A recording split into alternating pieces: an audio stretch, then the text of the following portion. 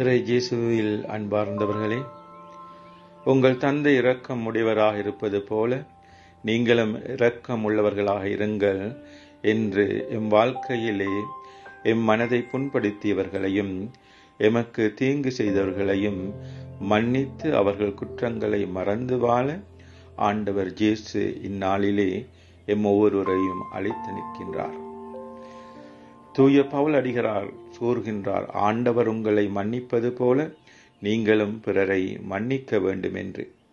இயேசு ஒரு படி மேலாக சென்று உங்களின் எதிரிகளுக்கு அன்பு செய்யுங்கள், உங்கள் பகையாளியர்களுக்கு நன்மை செய்யுங்கள் என்று போதிக்கின்றார்.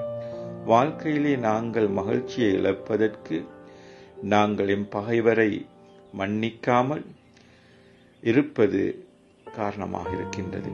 ஆகவே இந்த நாளிலே ஆண்டவர் இயேசுவின் அன்பை கேட்போம்.